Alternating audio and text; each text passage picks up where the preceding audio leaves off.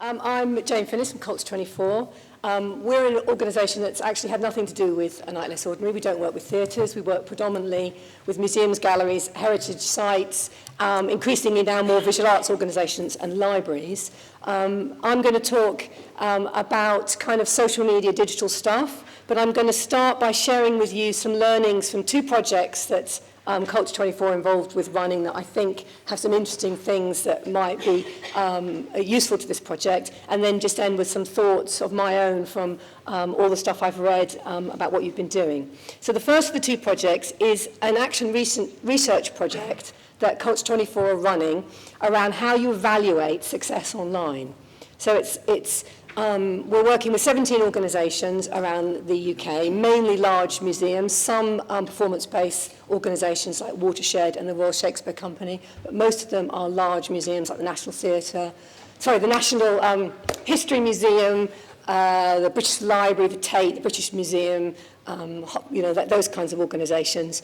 And we're working in a very collaborative way across real face-to-face meetings, looking at how do we actually know whether any of this digital stuff is working, what is actually happening in the channels that we're doing, and what is the learning from that. So we've kind of segmented the research into stuff around looking at Google Analytics and websites, and we've also done a load of stuff on social media benchmarking.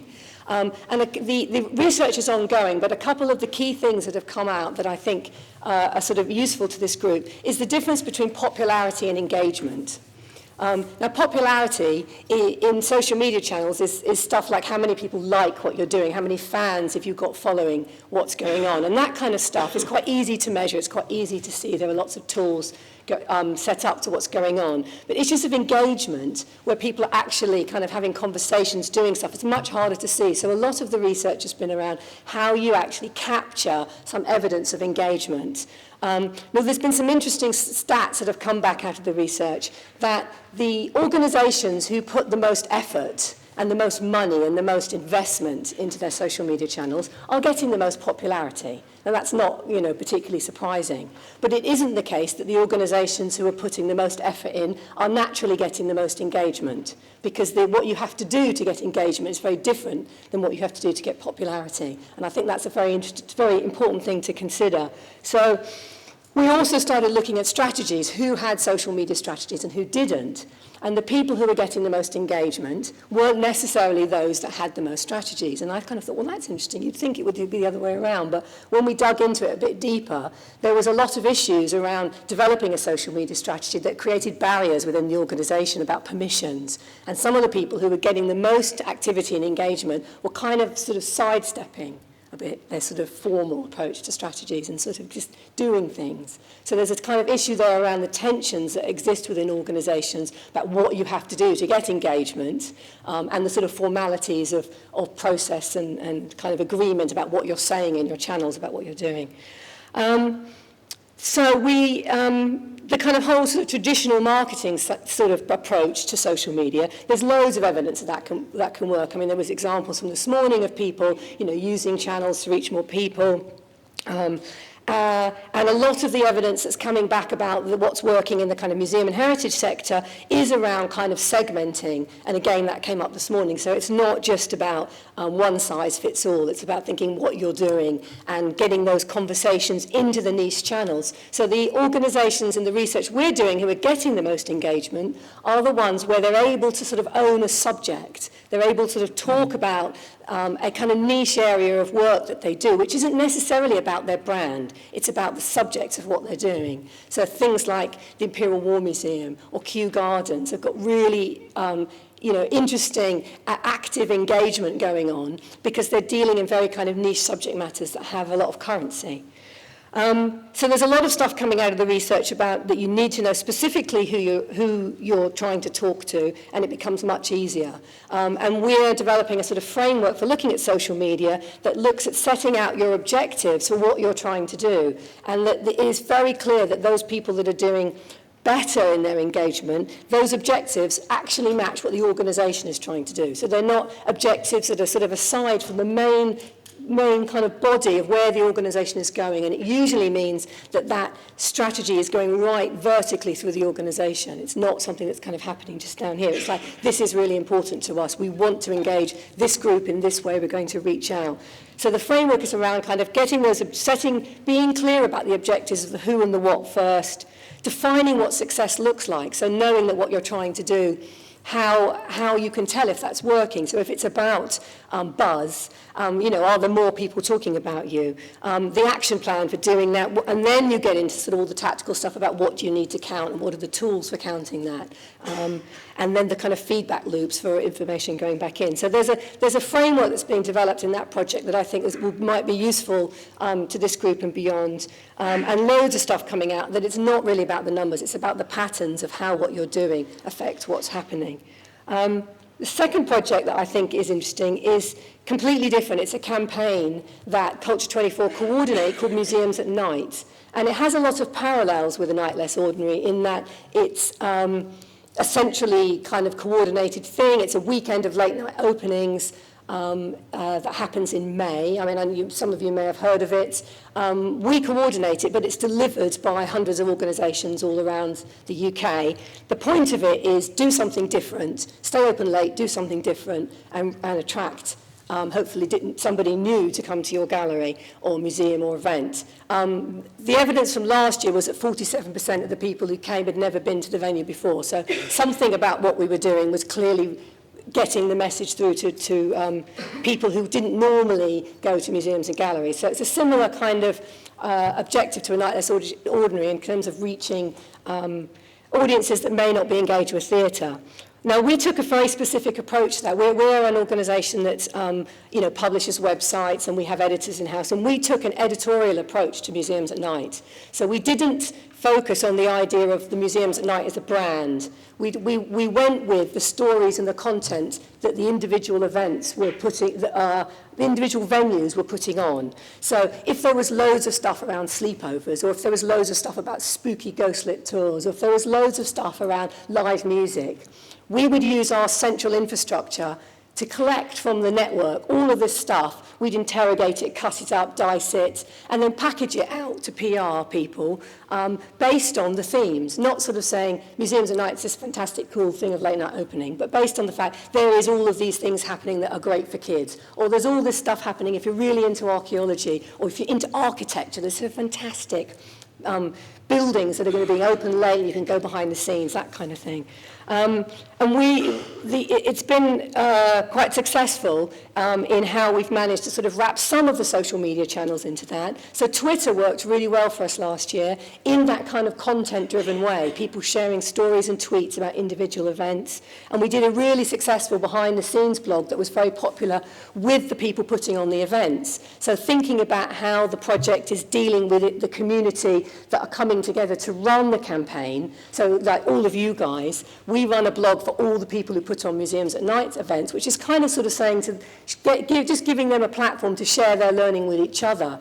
Good practice, tips on, have you ever run a bar and in your venue before? No, I haven't. What do you have to do? What about insurance late at night? And lots of the venues who are taking part don't have sophisticated sort of resources to put into social media channels, or they don't run their own blogs, and they may need some support. So we're sort of trying to act as a kind of hub in that capacity. But I think the key difference I see between the two campaigns is one that's being led by content at a national level rather than being trying to lead by some kind of idea of brand.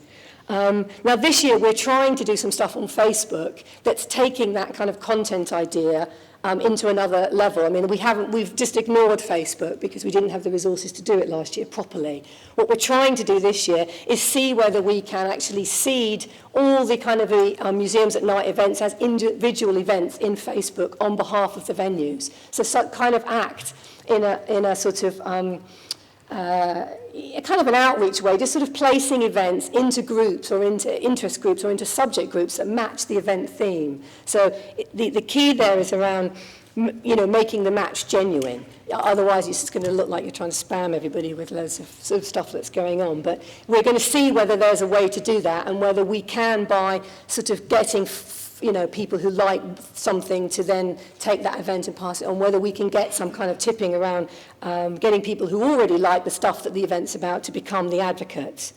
I mean, there's kind of one of the things that inspired us in that is something that happens in the music industry a lot, where bands do these things called digital street teams, where they basically get their fans motivated to become the advocates for what they're doing. And then that's a kind of an online advocacy and an offline advocacy. So that kind of idea that you find the people who already like what you're doing and then motivate them in some way, it's been sort of what we're trying to build our thinking on. So kind of just finally some sort of thoughts around how all that comes together into what a scheme like this might do, or what the Arts Council might do, or what you guys might do. There's obviously been a lot of successes in getting buzz around individual events. There was loads of examples this morning of venues who already kind of get the kind of the value and opportunities around digital marketing and reaching audiences.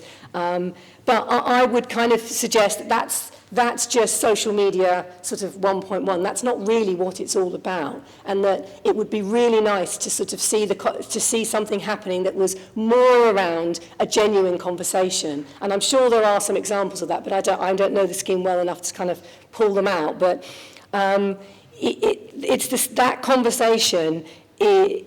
It's kind of how you nurture that space for it to take place within your organisation. It doesn't really matter whether you're a theatre or museum. The challenge is exactly the same, and it's around perhaps starting the conversation or perhaps joining it. But it's not a spike. It's not like a sort of marketing activity. It doesn't go away. You have to be genuinely engaged and keep it going if you want it to be meaningful. You need to have something to say that is reaching out to somebody who wants to hear that.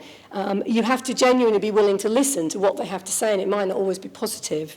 It might be critical. And being able to respond to that is a kind of, at an organisation level, it's a strategic sort of mind shift for a lot of organisations. Probably more so in the museum sector, I would guess. But there was some talk today about how people across the organisation are getting involved in this kind of work, and it's not just marketing. It's the curators and the theatre directors, and it's opening up the acts that are coming in, the theatre groups that are coming in, the individual performers, and linking up them into the channels that you're already doing, and being specific about which kind of young people you're trying to reach, because they're not all the same. It's not a sort of amorphous. I mean, you guys all know this. But it's not a sort of, under 25 is not a group. It's just an, age bracket. So the kind of, my kind of final thought is that this, there's loads of kind of cliches everywhere around the scale of change that all these opportunities have. And I think the most useful way to think about that change is not a technological way. It's a social way. It's not about the latest technology or which platform. It's about changing the way that you're thinking about your engagement and where those conversations start with your audience, and that it's not about online. It's about the blend of online and offline, and if you can get that mix right, it will be way more powerful. And there are loads of opportunities that I could see for a scheme like this to work at a deeper level, where it's actually about curation and programming and young people leading, and there was a couple of examples of that this morning.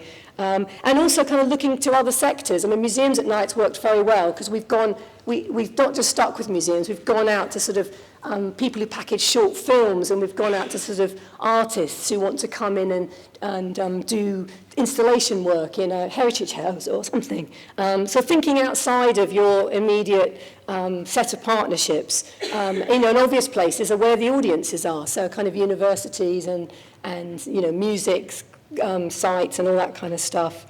And finding ways to kind of keep those conversations going once you've started them, I think, is probably the key. Thank you, Jane, very much. We'll drive straight on. There'll be plenty of time for you to come back on that subject later on. And we're going to go to the boys' team now. And Jake, if you're willing to go next, Jake Orr, who's founder and editor of A Younger Theatre. And his answer to the question, I believe, is you must recognise that price is not the only issue. Thank you. Jake.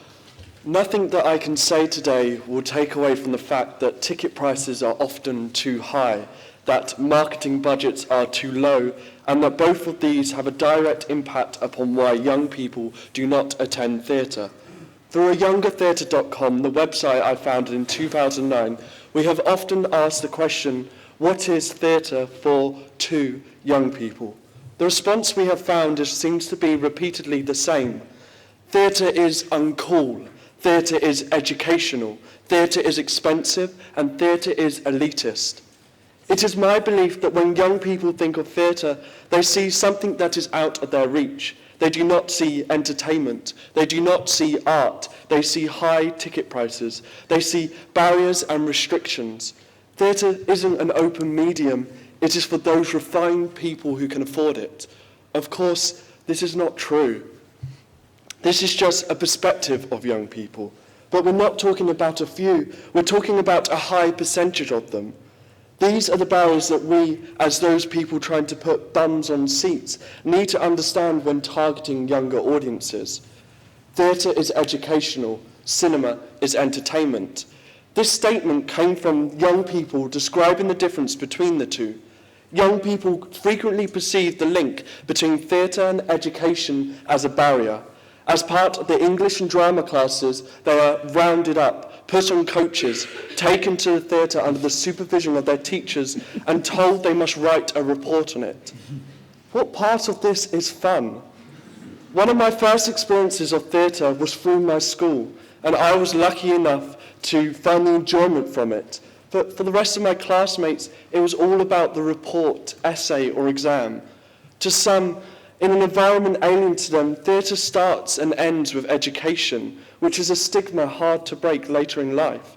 Of course, school trips to theatres help to expose young people to performance and the arts, but with an increase in ticket prices and transportation costs, schools are cutting theatre visits, making it even more important that venues support and nurture young, independent theatre going. One of the biggest challenges we face is the perceived notion that theatre is only that within the West End. Musicals dominate the notion of theatre for young people. If it's not a big budget musical, then usually it's something boring like Shakespeare or Chekhov. If this is the case, then theatres have to challenge this perspective. Theatres need to think out of the box for marketing, be inventive, and go directly to young people. Don't wait for young audiences to possibly come to your venue. Go, speak, and engage with them. Actively promote your work and let young people know that their local theatre is actually there for them. Most of the organisations present today offer discounts and deals for young audiences, but how many of these are widely promoted and accessible? Possibly one of the obstacles of A Night Less Ordinary was its overcomplicated process for getting tickets. If theatres are to challenge perspectives, open their organisations and make theatre accessible, then young people have to know about this. Currently, marketing material is not targeted for younger audiences unless it is a show that is particularly designed for them. How then do we engage young people through marketing?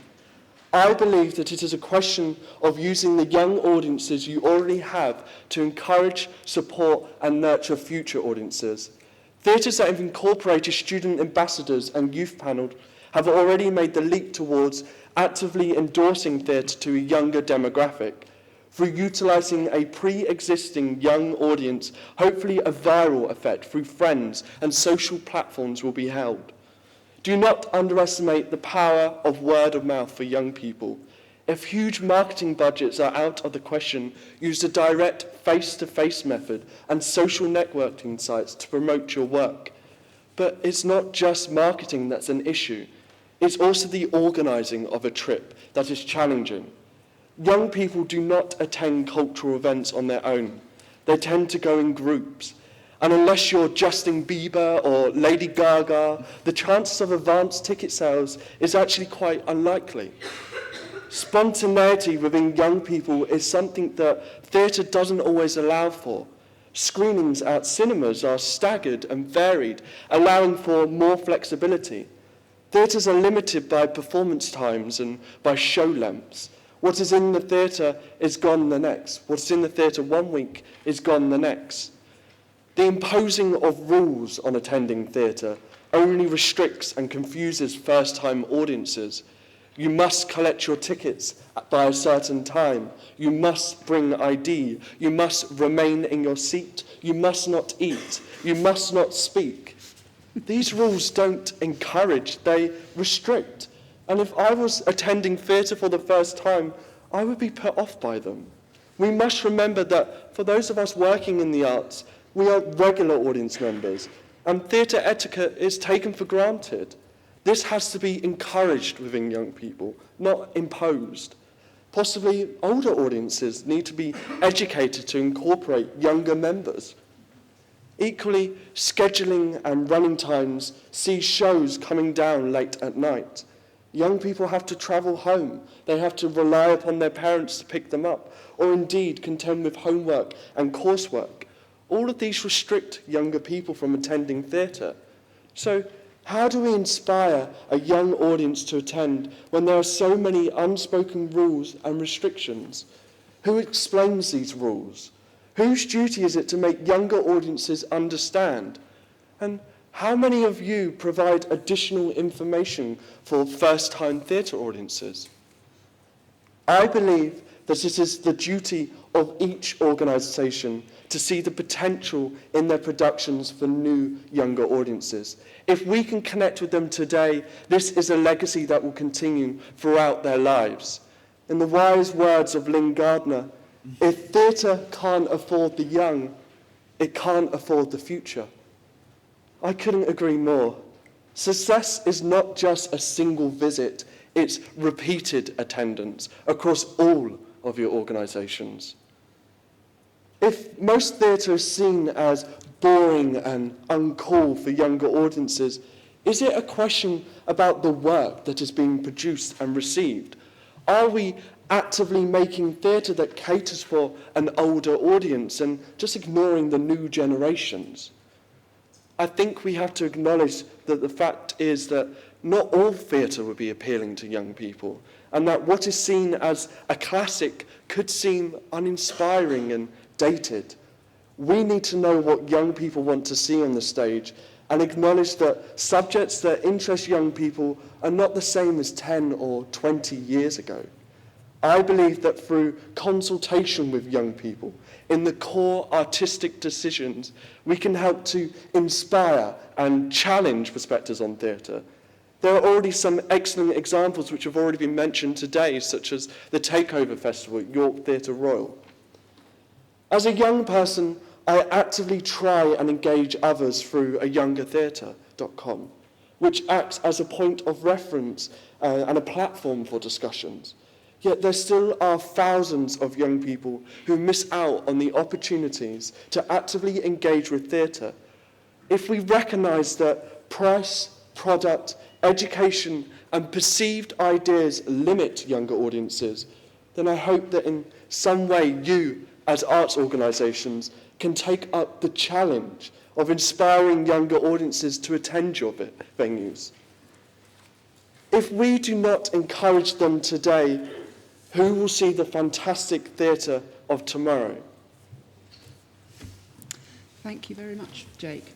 Now, it's never simple, is it? Because Jake thinks education limits young audiences. Our next speaker, however, answers the question, what should we do, what's the most important thing to do, with working with the education system to reach young people. So Susan Whittington, who is Director of Mousetrap Theatre Projects, sorry to set you up like that, but let's hear how we overcome the barriers.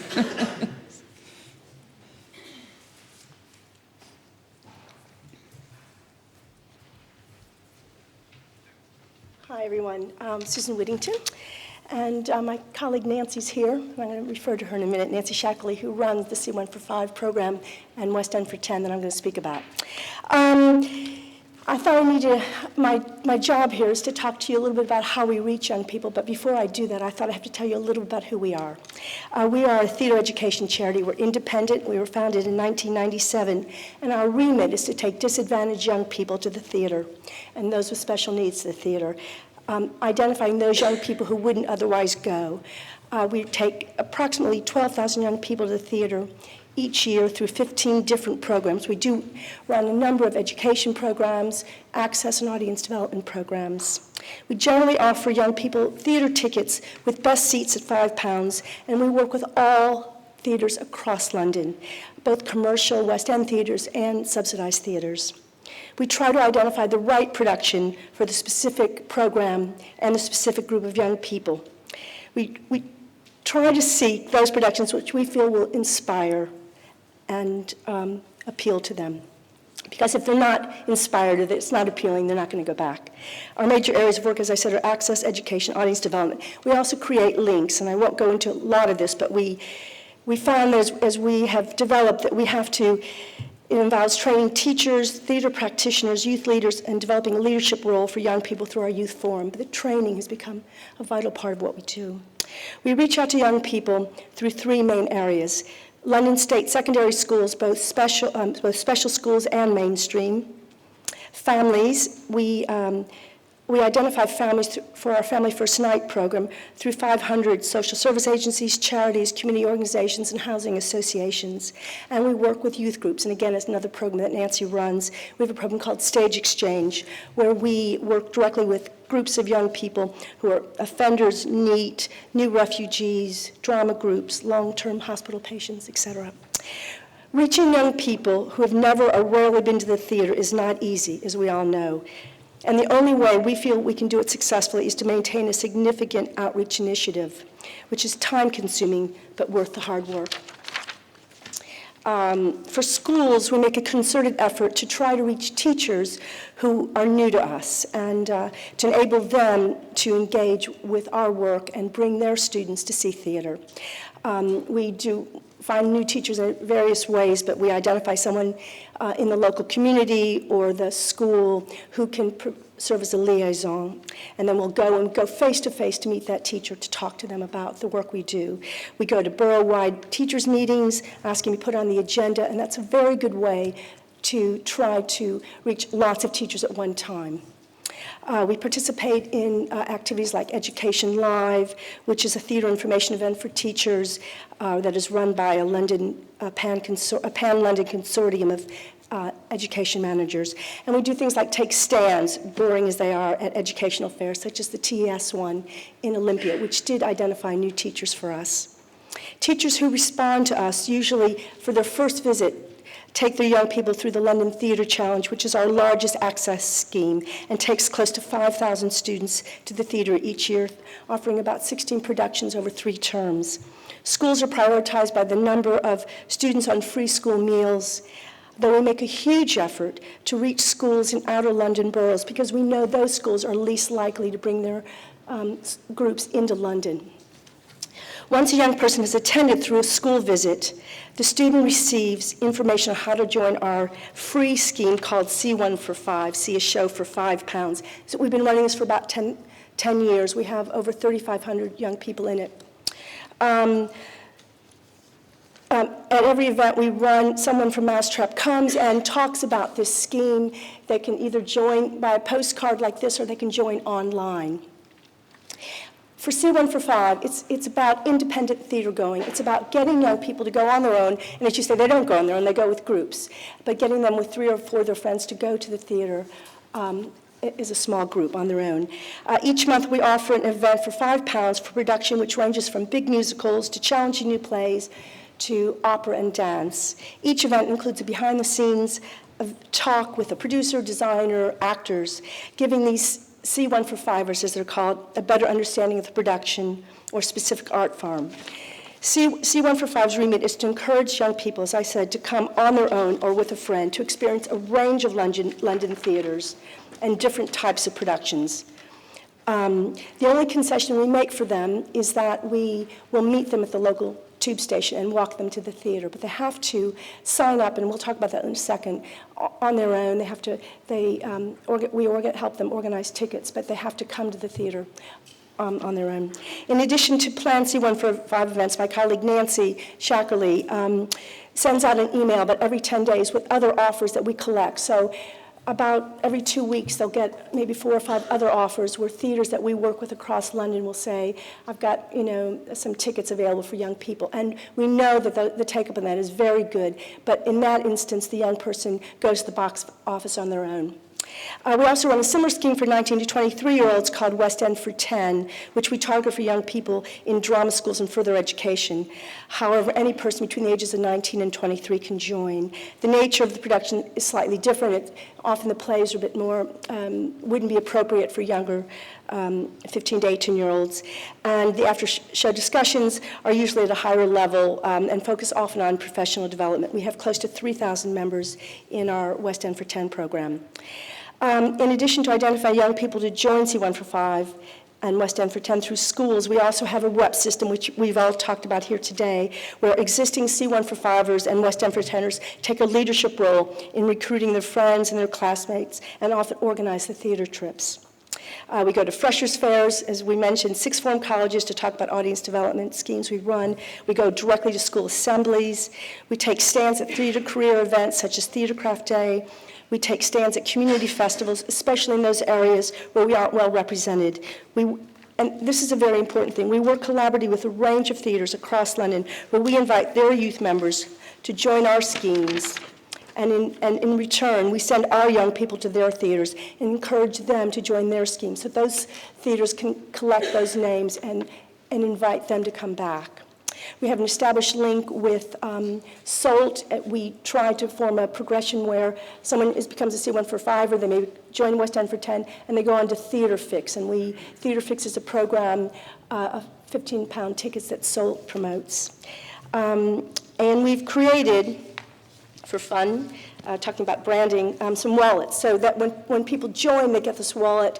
It's a reminder of what we're doing with our website in the back. We feel the success of these audience development programs in part can be attributed to the fact that we have Nancy. They're free to join, but we do require parental consent if they're under 18. We give clear information about the production as well as directions, timing, the nature of the event, information they may need to pass on to their parents. They book directly with us, and a Mousetrap staff, usually Nancy, speaks to them or emails them in a personal way. Members receive an email or text to confirm their booking and often a reminder the day before the theater event. Tickets are given out at the theater, again by a Mousetrap staff person, so we can welcome them personally and begin to develop that relationship with them. Mousetrap staff not only arranges the behind-the-scenes event, but is on hand to introduce it to the members and field questions. We talk up our events. We try to give members a sense of the exclusivity and the specialness of coming to these behind-the-scenes events as a really wonderful theater opportunity. We have created a path for our most enthusiastic members to take a leadership role by suggesting productions, marketing and running events, and recruiting new members, and this is through our youth forum. We follow up with attendees directly the next day after an event, inviting their thoughts, feedback, and we always pass on the feedback to the producers. But the most important thing we feel we do is create a connection, and I think we've all talked about this today, between the young person and the Mousetrap, so the young person feels it's a personal and valued membership. We also, very quick, we also work with families, as I mentioned. We run a 5-week family first nights program, which takes over 600 families to the theater with £5 tickets. Families have to include young people between the ages of 4 and 16. When the program's over in the summer, we write to those families and we invite them, their 15-year-old and older, to join our program. We also stay in touch with those families. We now have 5,500 families in our database. We've been running this program for 12 years, and we are always writing to them and telling them about how their young people who maybe went to the theater when they were 6 or now 15 can join C1 for 5 or West End for 10. We also run Stage Exchange, which is the youth group program I mentioned, and this has become a really significant way for us to recruit new young people. We take them to the theater for the first time, and in consultation with the youth leader, we identify a topic that they think the young person would like to develop. And we send practitioners back into the community setting to work with that youth group over 3 workshops. Often the workshops are soft skills, as you can imagine, such as communication, self-esteem, and team building.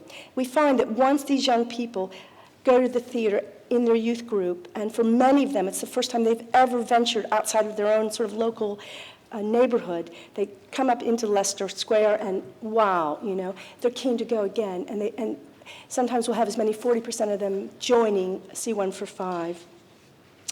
We try to connect with these youth groups in boroughs where we are underrepresented and where we feel we can make a difference. However, referrals for the program often come, as you would imagine, from the youth leader. I have just a short conclusion. We in a Mousetrap Theatre Project is in a unique position as we aren't a theater, we're not a venue, we're not a production company, and therefore we need to rely on collaborating with theaters across London who want to welcome young people as new audiences. And we really value that collaboration. At the end of the day, if we believe that the most important thing is that young people experience theater, it probably doesn't matter where that first experience of theater is, as long as it's a good one. I think we need to work together more, to be collective and generous in our thinking for all young people. For most of us, I would imagine that our goal is to help build audiences for the future. And all of us know, no matter how much we love our own particular venue, our own production company, what makes a robust theater goer is one who will try new theaters and new productions. If we work together, we can harness a huge number of young people, sending them to theaters across London and the UK, creating that special opportunity for them to experience outstanding theater. That's it. Thank you, Susan. It's your turn in a minute, but before that, James Mackenzie-Blackman, Executive Director of the National Youth Theatre. You're a bit worried about some of the language we're using, aren't you? Yes. Yes. I am a little. Hello everyone, I'm James Mackenzie-Blackman, Executive Director of the National Youth Theatre. But a bit like Dan, I straddle 2 worlds today because up until recently I was Commercial Director at the Lyric Theatre in Hammersmith and have only been at NYT since November. We launched ANLO at the Lyric, so I'm going to spend... It was odd actually writing about this experience today because I'm sort of talking a little bit about where I've come from, but certainly I think my point is about where I am now and where we're heading. And behind you through, as I speak, are some images of some work, young people making work, which is at the heart of what I want to talk to you about. So the question specifically was, if the theatre industry is serious about wanting to engage more young people, the most important thing is, well, I think you'll all agree there are many, many important things for us to consider, but I want to spend the next 10 minutes on 2 of those, two of what I think are the really key issues.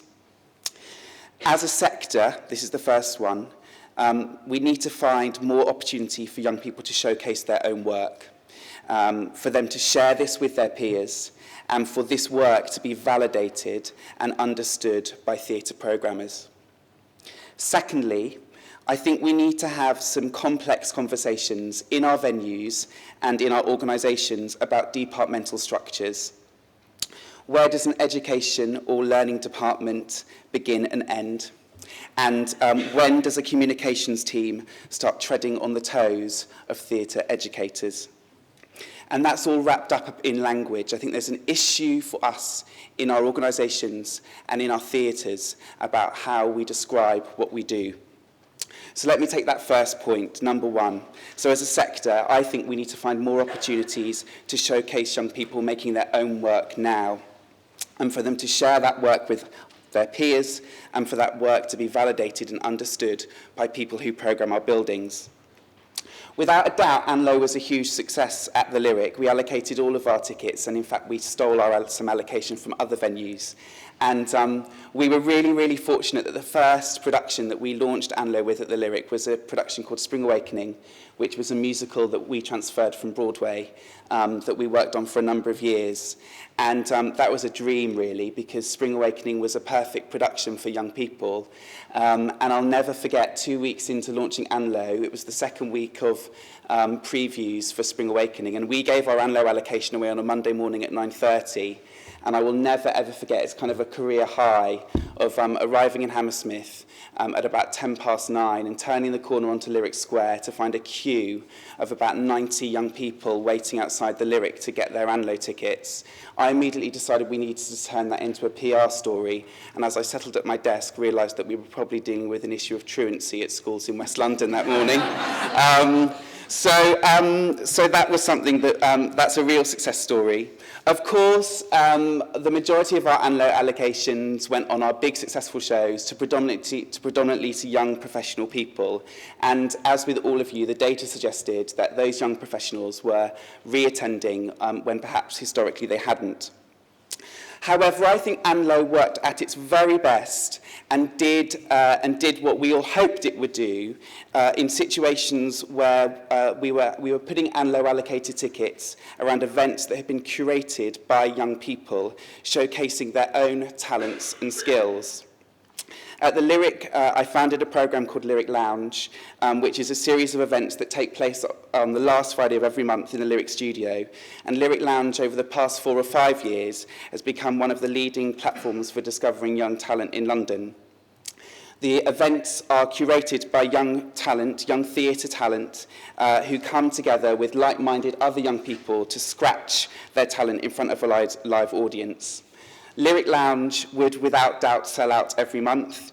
It massively skewed the graphs on the box office data reports, and it has launched the careers of some extraordinary young artists, including young man who I'm very pleased to say has got the only 3-album deal with Universal Records in the past 4 years.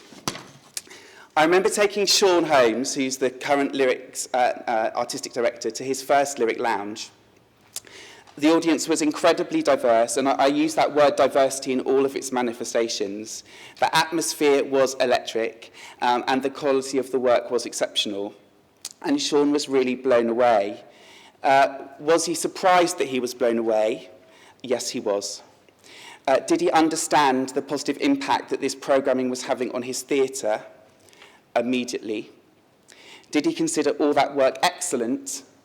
Over time. And did it provide opportunities for him to develop as an artist? Yes. Since coming to Lyric Lounge, Sean went on to collaborate with young theatre makers that he met through that programme. Lyric Lounge is not expensive to produce. Young people, in my experience, are the most austerity-minded creative artists I know. And I think that programme says something very interesting about the way young people work. In preparation for this morning, we asked our youth council at the National Youth Theatre to send me their thoughts on their experiences of ANLO. And Holly Parker, who's the chair of our youth council, said this, and I think it's pertinent. In hindsight, I wish I'd taken on more of a role myself in getting young people to theatre. I wish I'd badgered some of my non-theatre-going friends or my siblings to come along with me and taken them to see something I'm sure they'd have enjoyed.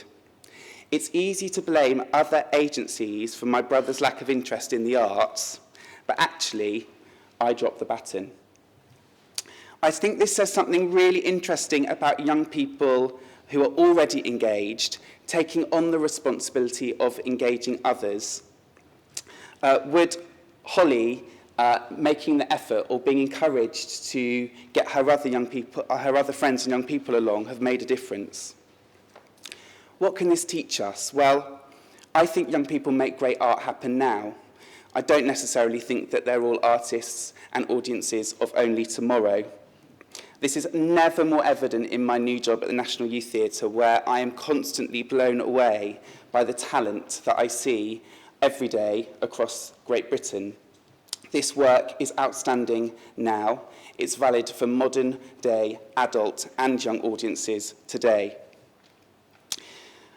I think that I'd like to challenge you all to return to your venues and look in your communities for extraordinarily talented young people.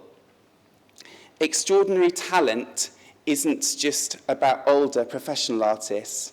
Extraordinary talent can also be discovered in young people. I'd like you to find someone extraordinarily talented who would be classified as a young person and find an opportunity for whoever the decision maker is in your building to witness and experience that work. Don't do that unless you're 100% positive that the work you want to show them is exceptional. And I do think that if you can find some of that work in your region, get it programmed, find a space, find a corner for it to breathe, and I think in time your audiences might change. So secondly, I think we need to have some complicated conversations in our venues and in our organisations about departmental structures. Where does an education department or a learning department begin or end? And where does a comms team start? So can I just have a show of hands? If you work in a communications department or a marketing team, put your hand up. Wow. And if you work in a creative learning department or a learning team, put your hand up. Okay, so probably about 2/3 to a third. How many of you had conversations in your venues or organisations about how you were going to deal with ANLO across those departments? Yeah, probably about half to all of you. I think we should be really grateful to ANLO for that. I think ANLO's really started what I think could be a really, really important conversations about the future of what our structures look like in building-based theatres. And in a similar way where I'm advocating for young people as artists today and young people making work today, I think there's a similar issue there that we need to discuss about what our structures in our organisations and in our companies look like. In these complicated times of arts funding, I'd like to provocate that we need to be much braver about how we think about young people as audiences in our venues and how as staff and as arts practitioners we manage young people's interventions either as artists or as audience. I feel really privileged to be leading an organisation that is about making great art with young people, and that is absolutely the primary ambition of the National Youth Theatre. I think that there's, again, some complicated language about where this phrase emerging artists. We often hear ourselves talking about emerging artists. I'm not quite sure when you finish emerging or who makes the judgment about when you have emerged. And certainly many of the young people that I see and experience at NYT most certainly emerged a very long time ago, and I think there are so many adult artists who are still emerging. I really, really understand that in building-based theatres, it's a lot more complex. You have lots of other primary ambitions to deal with. However, I think if you ask most artistic or executive directors of building-based theatres what their singular ambition would be, many, I would hope, would say that it's about making outstanding art happen for the communities in which they find themselves. And I wonder whether in our buildings and in our organisations we need to remind ourselves a bit more clearly and more often that that's what we're there to do. How many projects that work or exist in building-based theatres have that notion of audience development at their core? Do our learning departments or our education teams need to be holding on to a bit more clearly that they exist in a building-based theatre? And in a building-based theatre, theatres and productions are about getting the community in. Is there something pertinent there that needs dealing with? And do our marketing teams and our communications teams need to do a bit more learning from our learning teams? So often I hear marketeers who say that the best bit that they like about marketing and working in comms is audience development. Yet I do wonder whether or not there's some work to do on helping those marketeers to understand that audience development needs to be much more of a two-way conversation, much more of a dialogue with communities, and I'm quite certain that their colleagues in the office across the corridor in learning could teach them something about that. This is very much a question for the leaders of our sector, but again, I'd like to challenge you all to be brave and go back to your venues and start these conversations happening. For centuries, theatres have existed to deliver some form of public service, and in recent decades, that public service has been delivered through public money, and we now stand very much at a point where theatres and arts organisations are going to be fighting really hard for that continued public investment. But I think this is a really important time for us to to take a step back and revisit our core organisational values in relation to young people, which I think in turn will change the way in which our day-to-day operation runs. I think by reconsidering our core organisational values about young people, this will absolutely have the potential to strengthen our art form and not weaken it. An artist has always been an educator, a storyteller and a deliverer of knowledge transfer, and this happens in theatres up and down the country all the time. Evidence suggests, we all know, that when theatre makers and educators and young people come together in some form of creative collaboration, that it's at this point that real life-changing things can happen. And I think that when the word actor, audience, learner, beneficiary, and young person are united in a theatre, I think there's probably a single word to describe all of those people that is yet to be discovered. Thank you. Thank you.